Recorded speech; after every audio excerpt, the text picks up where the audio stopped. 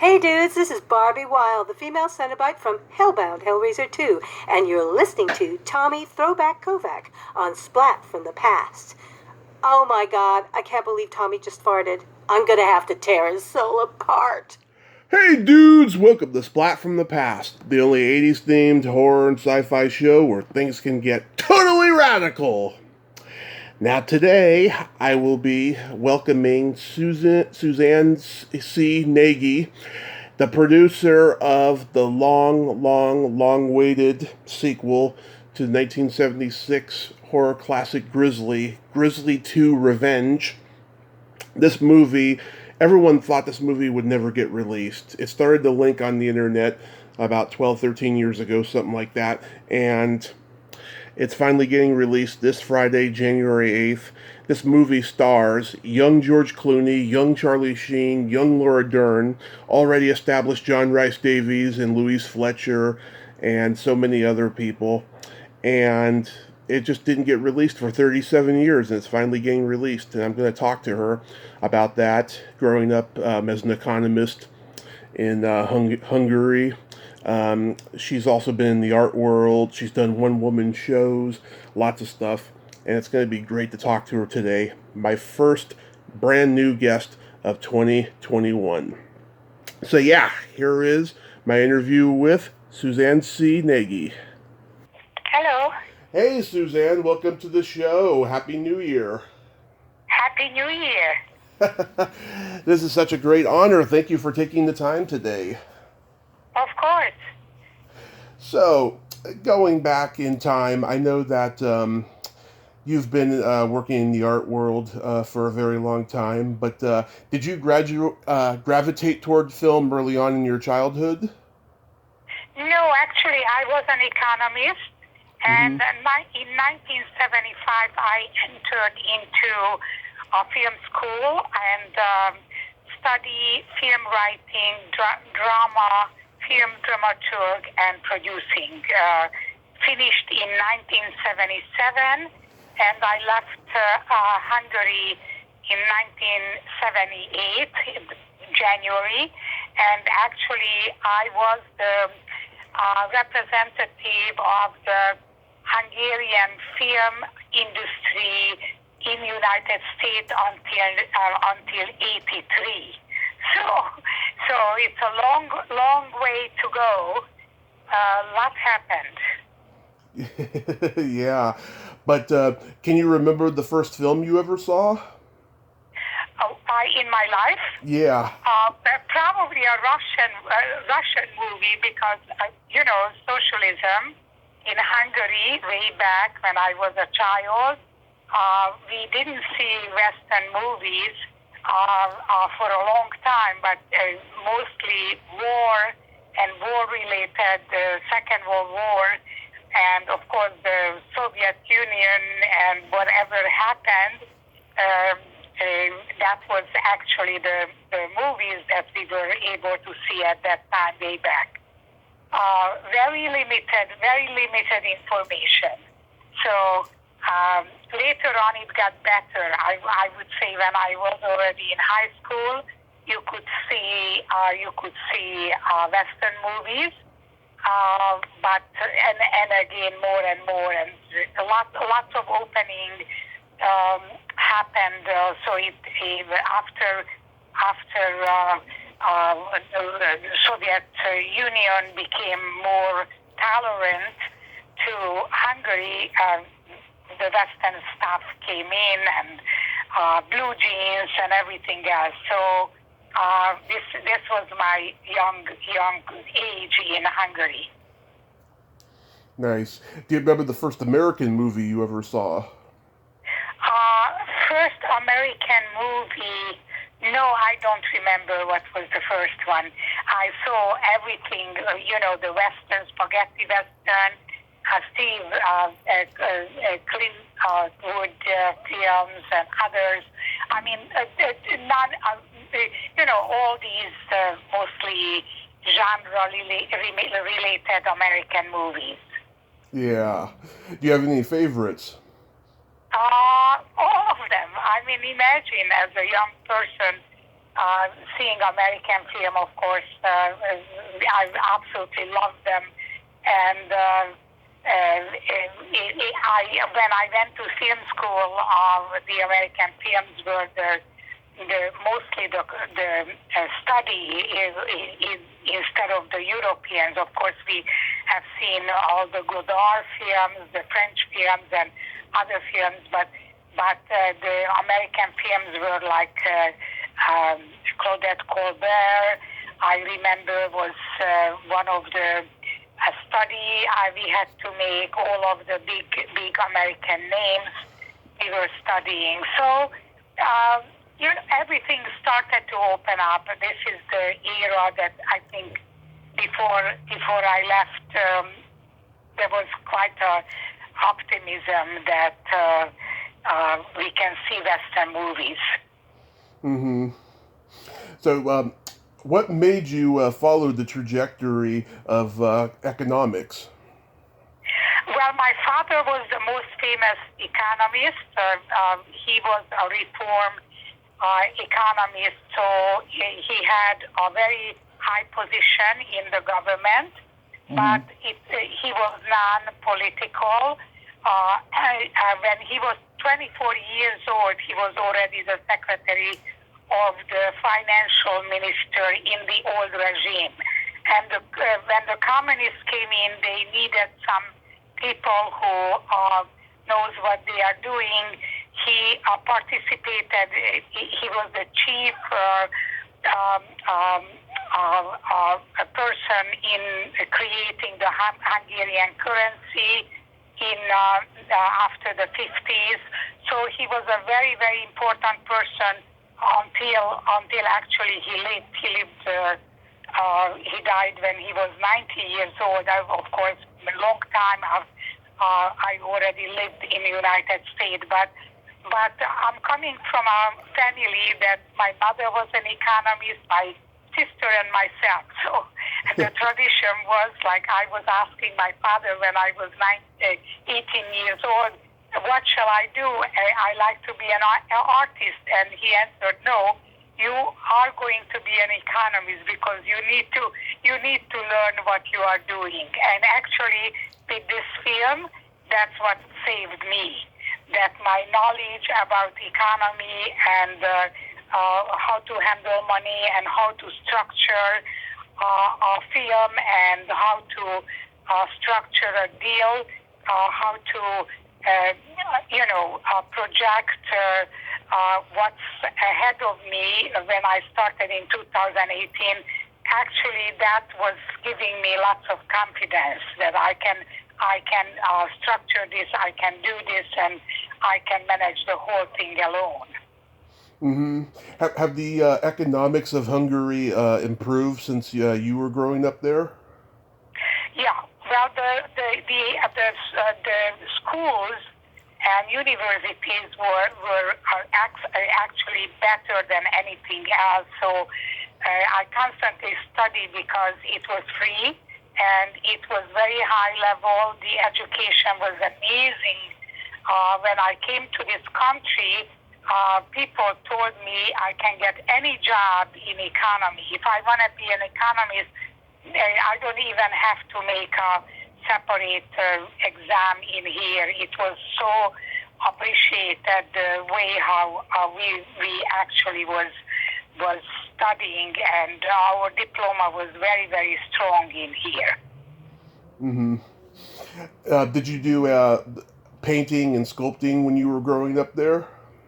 Yes, I was. I was doing paintings, and I always wanted to be an artist. And when I finished economy, I worked in export-import international trade, and I left everything. I was the head of the export department.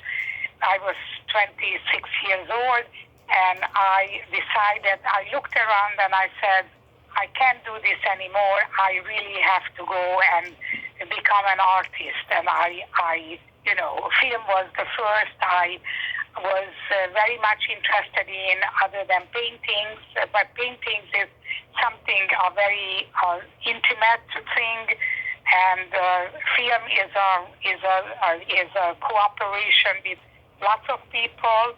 So that's how I ended up in the film business. Actually, that I needed to leave this very dry and very calculative business, and I wanted challenges and so on and so forth. So when I became independent, like reading script and picking up the Grizzly film, this was to me a great challenge that finally I can do something very difficult, because there was a concert that I had to make in a socialist country where it was difficult to organize anything like that. It never happened. When I organized in Hungary, it never happened before. So I felt challenging. I felt like, gee, this is something I can try, and nobody's gonna stop me, because the Americans the financing were there. This was something that my partner told me, Joe Proctor at that time, you organize it the way you wanted, I trust you. So this is how I ended up with Grizzly 2. Mm-hmm. So the script comes to you. Had you seen the original? I have seen the Grizzly one, yes, and it was a horror, very successful, cheap B category horror. But I thought that with putting the concert in and not showing this much of a blood, Grizzly 2 can be a real Spielberg jazz inspirational film with a gigantic bear. Right. Did you initially want to get involved with the movie because you wanted to try something else that was artistic and not just painting pictures and all that? Exactly. So and I got from Joe Proctor, I got 3 scripts, and this was the most difficult. The other 2 scripts were absolutely simple B category movies, but I thought that this can raise and this can be a level up and really do it well. And of course, a lot of disappointment happened, but as time went by, George Clooney, Laura Dern, and Charlie Sheen became extremely well known, and so as many bad things happened, a lot of good things happened with this film. Also, one of the significant things happened in 1988 that Joe Proctor signed the film over to me. He completely left the film, and he went to South Korea and was selling electric car, and he was not interested in the movie business anymore. Yeah. And I was able to try to purchase everything what needed to be done with this film, and actually do what I have to do with this film on my own. So actually, it turned out to be that slowly I was able to work on and clean up the mess and start to work on the film on my own. Did people tell you not to get involved in filmmaking because it's such a stressful process? Well, no, nobody told me, because originally, as I was the representative of the Hungarian film industry, I actually brought a lot of films, actually 4 films to Hungary, and in 2 of the film, in 2 films, I also did a lot of work and find a location in Hungary and work with the producer.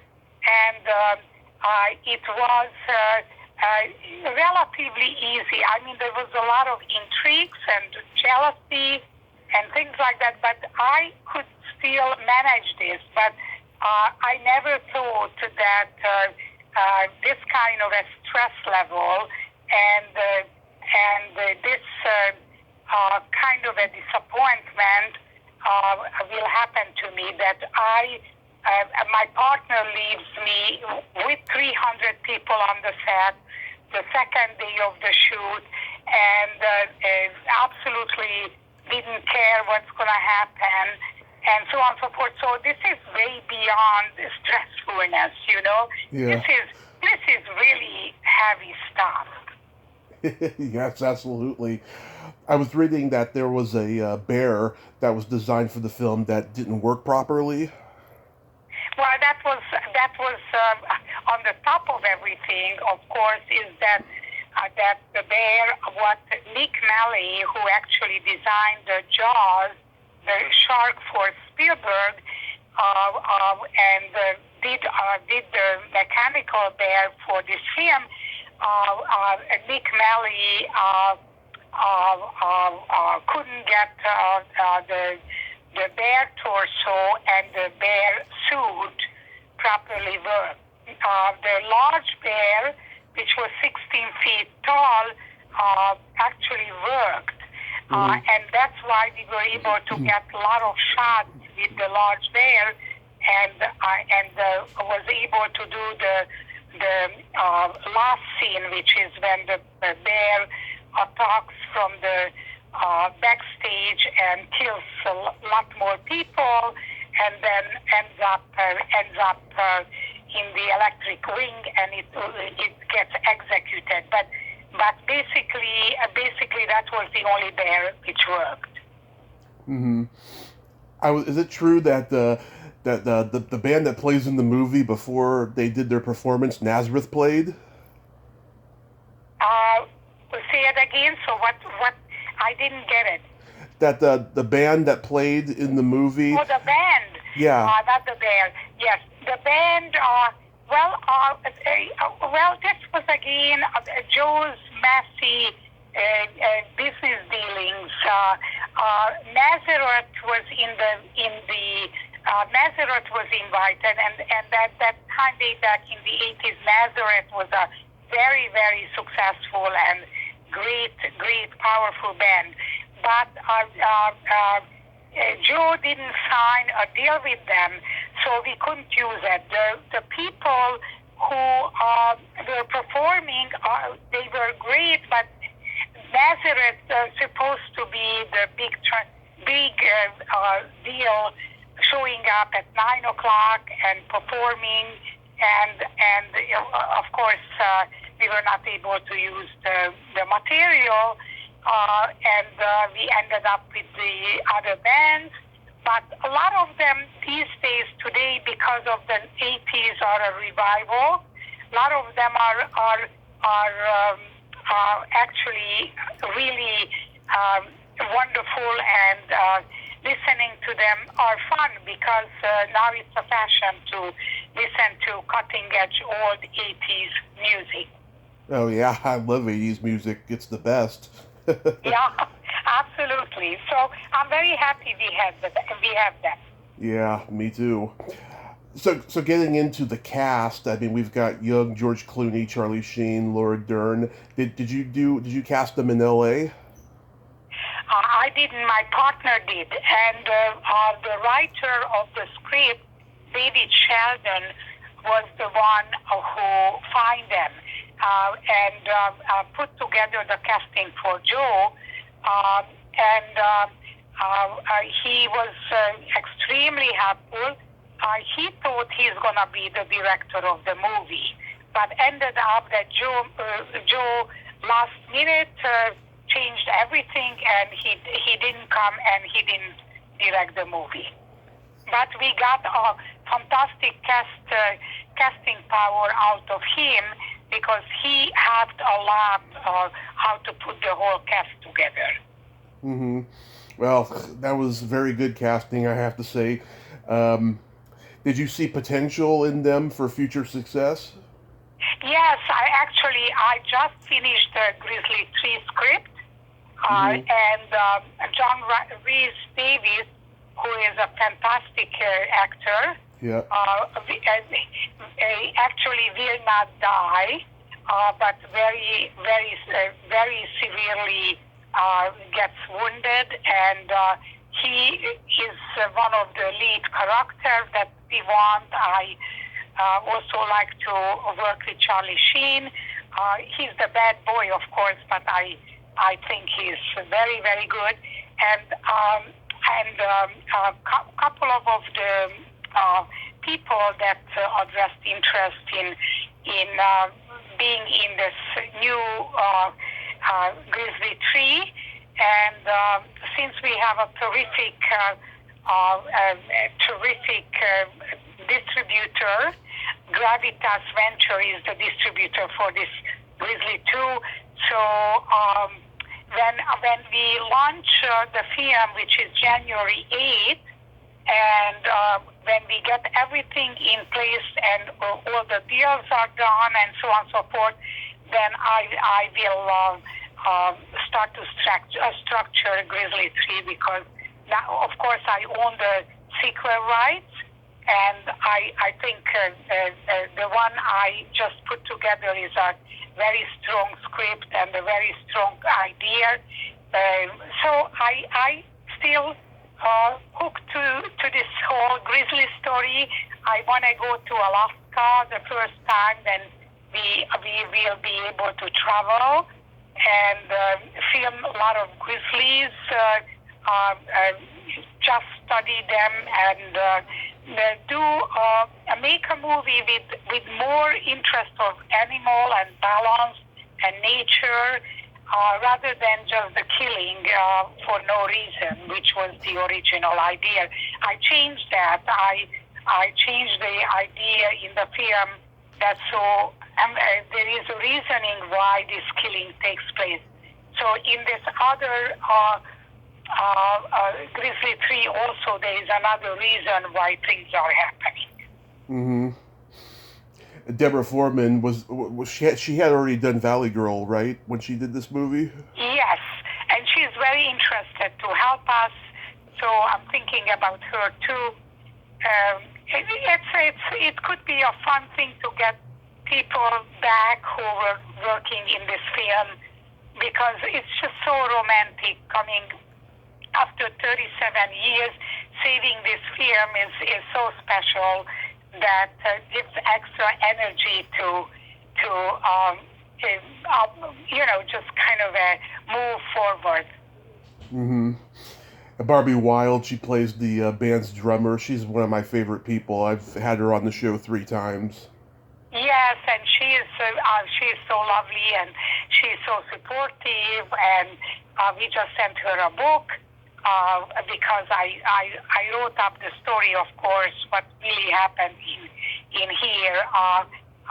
This is how actually I started to work on the reconstructing the film. Is that first I wrote what really happened, and as I was writing it, I realized that this film must be done. So that gave me a personal reason to do it. But people like Barbie and Charlie Sheen just sent me an Instagram, and I talked to John Rhys Davis, and I just emailed him back and forth about 4 days ago. So these people give you a reason that this is so important to there are good people, not just bad people, and a lot of them are better people, and that gives you the reason to stay in the film business. Mm-hmm. Yeah, absolutely. How many days did it take to film the movie? It was originally 45 days, the principal photography, but there was a lot of repetition because Like there's a lot of scene in the movie where the day after days, the Bouchard, the guy who is there to kill the bear, is putting the gun traps and other stuff is going on, and so I reduced the film, and I only used 66 minutes from the original shoot because I wanted to make an upgrade. So this is 2020, 2021. People needs to see a lot more action and a lot more balanced film, and this is why the movie ended up only 74 minutes, because I wanted to deliver a product that is exciting and not just to keep going on and repeat certain things is not necessarily going to sell the film. So I wanted to have a fast-pacing, wonderful movie that people will like. Mm-hmm. Canon bought the film in 1987, but their financial problems forced it to go unreleased. Did you try to get other studios to release it? No, I didn't try. Yeah, I remember the film was how should I say, linked on YouTube years ago. Who got a hold of it in the first place? Because I never thought anyone would be able to do that. You know. Well, I mean, time goes by, people try certain things, and this is a challenge to everybody. Yeah, but what the good thing that's come from it, though, at least it's coming out this week, and exactly. Yeah, I'm extremely happy about that. Thank you. Yes. So I see you've done one-woman shows. How did that come about? That's just during this past like 37 years. You're talking about the exhibitions I was doing and art, right? What right. My other love and ambition is. I'm an environmental artist, and I started to study nature and our relationship seriously in the late 90s. But from 2000, I exhibited in museums, institutions. For example, in New York University, and I was invited by conservation institution and other places as well, because they thought that my work is very important as almost like teaching people that we have to be very, we have to care about nature. We have to be. The problem with human versus nature is that we live a relatively very short time. Like average life is about 80 years old, 70 years old. And nature is here for millions of years, but we don't think long term. We only think until within our life expanding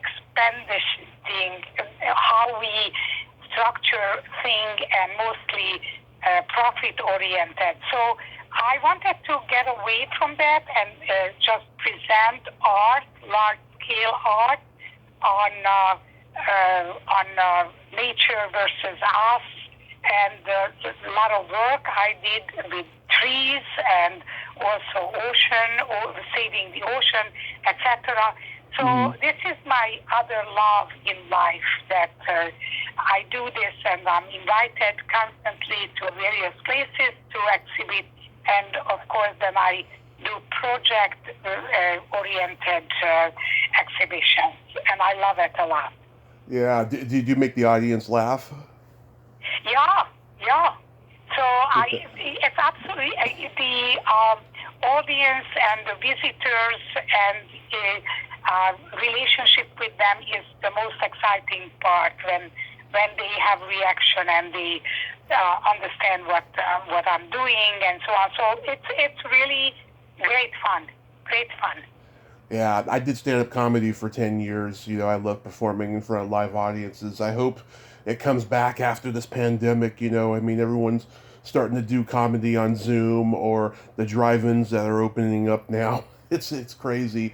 Exactly. I wish you can do it because I go sometimes to see live comedies and they are so fun. They are absolutely great. Oh yeah, over there in New York, there's a really good comedy scene. Yeah, on Bleecker Street, near to Bleecker Street. I live on Bleecker, so the stand-up comedy places are there, and we sometimes go and stop by. It's great fun. It is. Was it a culture shock moving from Hungary to New York? Yes, it was, but in a very positive way. Because when the first day I walked on 57th Street and Fifth Avenue, and I was breathing long breaths and deep one, and I said, "Oh, this is so great! Finally, I'm free. This is what a beautiful, beautiful place." So it was a positive one. That's good. That's good. So the movie comes out this Friday, January 8th. Where will it be available? So DVD and Blu-ray, I think it's Walmart, Best Buy, and most of these places will be available.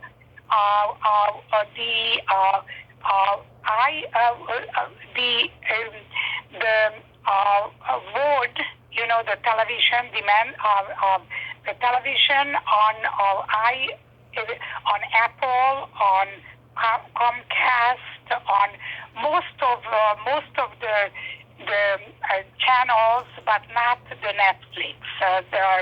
I believe that Gravitas is still negotiating with Netflix, but most of the other places they're going to start to show the film. Oh, even on Amazon Prime? Amazon Prime too. That's good, yeah. I have Amazon and I have Netflix, so I'll be able to see it either way. Yes. I like to see how you like it. Oh, I will let you know. I'm very honest and open about how I feel about movies. And to tell you the truth, just about every movie I've ever seen, I have liked, because making a film is a gift. A lot of people, just don't have the money or any kind of means to do it. But when I see any kind of a film, I see something good about it. Yes, we need to honor everybody who takes up such a big venture, definitely. Either good or great or just okay movie. Absolutely. Well, Suzanne, I'm looking forward to seeing it, and I hope it's a huge success for you, and I hope you get the third one made. And I thank you so much for coming on today. Stay safe and have a wonderful day. Thank you so much for inviting me. Thank you. My pleasure. Bye-bye. Bye-bye. Bye. Well, there you have it. Suzanne C. Nagy. Ain't she a sweetheart? Oh, what a nice lady. Interesting lady. Check out Grizzly 2 Revenge, coming to any platform of streaming this Friday, January 8th. Well, until next time, this is Tommy Throwback Kovac saying, there's no shame in living in the past, because the present sucks. Later, dudes.